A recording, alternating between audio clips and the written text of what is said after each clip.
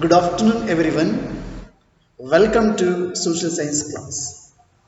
Dear students, today's session we are going to learn from the Political Science division the second chapter that is about understanding secularism. Understanding secularism. See, before going to enter and discuss this chapter, we would like to know something about, then only so we are very clear to understand the meaning and the concept of secularism, especially in the context of in the context of our country, how it means secularism. See, now, please, you all of you try to imagine yourself as a Hindu, as a Muslim, okay, as a Hindu, as a Muslim, or as a Buddhist, or as the followers of Jain, or as a Jain, as a Buddhist. See, where you are in USA, or you are in United States of America. You are now in America. So, just you can imagine like that. So, apart from the Christianity, you can imagine whatever you would like to imagine as a that left to you as a Hindu, as a Muslim, or as a Buddhist, as a Jaini, or as a Sikh. That's left to you. See, here we all of you knows that in the United States of America, so the most of the people, so they are the followers of the Christianity. That shows that so in the USA, so where the Christianity fundamentalism is very powerful. That is in USA. So suppose, dear students, that despite being a US citizen, so keep it in your mind, no one is willing to rent their house to you. You may feel amazed, no? Sir, there are so many Indians, they are settled in USA, then how you are going to say you are unable to get? Of course, you can get. But usually, you needs to be struggled a lot to get because so the most of the people, those who are US based, those who are the followers of the especially the Christianity, so they or they are not ready to give and no one is willing to rent their houses to you. No one is willing to rent their houses to you because of your religion. You may not Christian, suppose you may follow of the Christian, again there is other sectors that we all of knows that, so Catholic, Roman, so on, so things. Anyhow, see, during this time, how would this incident or this situation make you people feel? Suppose the persons in the US, so they were rejected, they were not ready to give their house for a rent to you. Then during this time, even if they say no, no, we would not like to give for Hindus or Muslims or any other apart from Christianity, so we are willing to give only for Christians, not for any other religion. If suppose if they said directly, then just you can imagine how would this incident or this situation so make you people to feel a lot. See, would it not make you feel especially resentful or feel so happy? You are, isn't? You will not give for us. Thank you so much. Oh, what a beautiful people, or what a nice yaar, what a person like this yaar. You are so nice because you are not ready to give for us. Thank you. Have a nice day. Shall we try after some or bye bye? Whether you are going to say no. See, here, what if you decided to complain against this? This is kind of discrimination based on religion. This is what? kind of discrimination. So based on religion. So were told to go back to India. Suppose, what if you decide to complain against this discrimination? Whether are you willing to return back to India? But this not make you feel angry. You are getting lot of, whether you are going to say with a smiley face, thank you, have a nice day, Bartivi, Namaskara. Whether no, never. Or okay, don't give, I will return to India, we'll go back to our mother country only. Whether you are going to say like that? No. So whether you are getting angry or not on those people, there is no doubt, students. See, your anger could take two forms. You are going to decide in your mind, and sometimes you are try to tell openly also. Let us come to our area, then we will see. Let us come to our country, we will see that how we are going to treat you people. Of course, legally it's offense. So here, this situation, so make us to take or could take two forms. The first thing that you may react by saying that Christians should get the same treatment in place where Hindus or Muslims are the same, whatever you are imagined, no? Those religious people, those who are lived, no? So you see that, especially where they are in majority. ಬನ್ನಿ ನಮ್ಮ ಏರಿಯಾಗ ನೋಡ್ಕೊಳ್ಳೋಣ ಅಥವಾ ನಮ್ಮ ದೇಶಕ್ಕೆ ಬನ್ನಿ ನೋಡ್ಕೊಳ್ಳೋಣ. We are Hindus, we are Muslims, we are in majority in. You did like this, no? You said like this, no? Let us come to our country. We'll see that. So, of course, so this is a form of retaliation. This is the form of retaliation. We are going to take revenge on them. Retaliation means it's like a revenge. Now our ಮೇಲೆ ಪ್ರತಿಕಾರವನ್ನು ತೀರಿಸಿಕೊಳ್ಳಿಕ್ಕೆ ಹೋಗ್ತೀವಿ, ಸೇಡನ್ನು ತೀರಿಸಿಕೊಳ್ಳಕ್ಕೆ ಹೋಗ್ತೀವಿ, but front of them or before them we may not express those things. This is the one thing. So we are decided, or what happened now? So we are think like that. So if we'll come to our place where we are in majority, let us see the situation. This is the one thing. So this is a form of retaliation. And the second, you might take the view that there should be justice for all. So you may fight, stating that no one should be discriminated against on grounds of their religious practices and beliefs. You are going to fight in the same place. Why? Because the US also one of the democratic country. If suppose the people or the citizen of the US, if they are going to discriminate on the base of religion, on the base of religious belief, so you are going to start the fight against the practice of discrimination. And are you getting now? See, here this statement rests on the assumption that all forms of domination related to religion should end. See, this is the essence of secularism. This is the essence of secularism. So we must fight against the practice of discrimination, especially based on religious beliefs.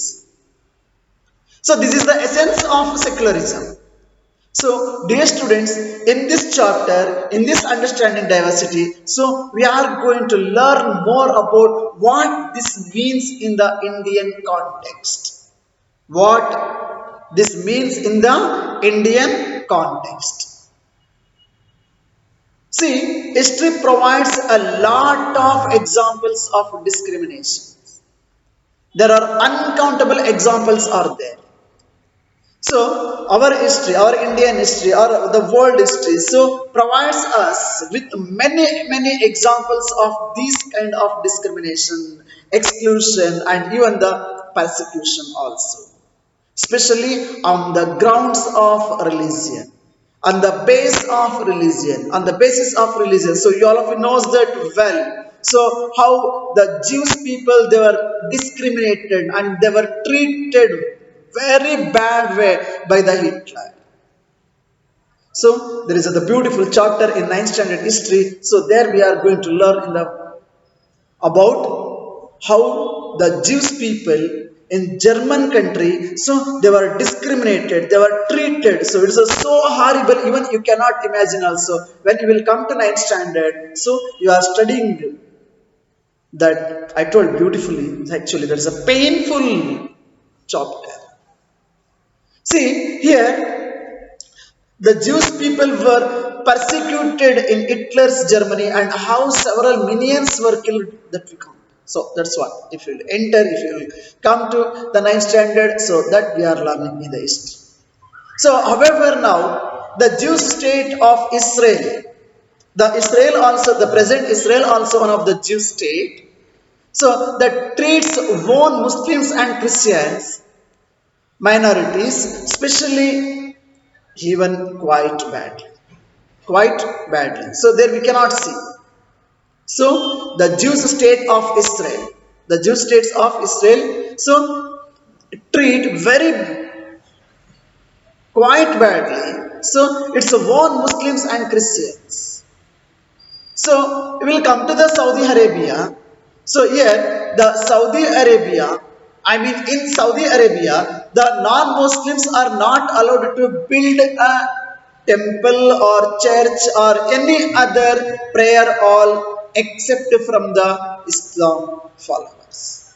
So here only the Islam religious people only they are allowed to form or even they are able to conduct the prayers and all in public. But the rest of the religious peoples are even till today, so they were not allowed to build their religious, whether statues, whether the church, whether the temple or any other kind of. So they are not allowed to build so any kind of this. And also dear students, so they were not allowed to prayer also. So the public prayer is completely banned in Saudi Arabia. If you would like to pray, you can pray at your home personally. So even in public places also in Saudi Arabia, so they were not allowed the publics, especially the non-Muslims, so they were not conducting prayers. So if they are conducting prayers, that is considered as an illegal activity in Saudi Arabia. Then you can imagine in the Saudi Arabia how the non-Muslim religious people, so they are treating. They are allowed, they are not allowed to construct any kind of temple, church, so on, so things. And even they are not allowed to conduct public prayer also. See, that shows that it's so different. And even so, the Saudi Arabia, the government itself practicing discrimination on the basis of the religious beliefs. On the basis of religious beliefs. See, dear students, in all these above examples, so, the members of one religious community either persecute or discriminate against members of other religious communities. It is very common. It is very common. So, in this case, what happened now? The people they would like to take revenge. They are going to persecute. They are going to tribulation. They are going to take revenge. See that case in Israel, in Saudi Arabia, and even under the Hitler. So the condition of the Jewish people, it's so horrible. Even we cannot imagine also. See, all these examples shows that. So the members of one religious community either persecute or discriminate against members of other religious communities. See, these acts of discrimination, these act of discrimination take place more easily when one religion is given as official recognition by the state at the expense of other religions. Why? Because this is because of the state. This is because of the government. Because the government, the state, it is declared and that gives more, and especially they are considered, they are recognized only one religion as their official religion or a state religion. So in this case only, the other religious people, so they are going to suffer a lot in that respective country. So the same thing we are going to learn in the ninth standard political science also in the second chapter. So there the domination, the majoritarianism of the rulers, especially the Simhala speakers and then Buddhist people, so they are going to dominate over the minority community people.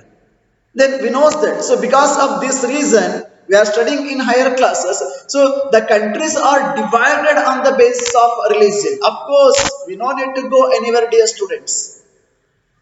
Just you can see our condition. I mean the status of 1947 India. So while getting independence, our nation also, our country also divided by the British people into Pakistan and India on the basis of religion only. On the basis of religion only. So India is divided into two different countries. Then you can imagine. See here, if the state or the government is going to declare itself one religion is official religion, then what about the other religious condition? And what about the other religious people? So we have to think a lot about this. See, because of their religion now dominated by another religion, they are going to dominate, there is no doubt. So in India, I mean in the present India, so can the state discriminate against citizens on the grounds of their religion? No. So that we are going to learn in this chapter. So our government of India, the constitution of India, so do not give any or do not consider the status of the official religion or the state religion. So here all religions and religious people are equal, whether they are major or whether they are minority one.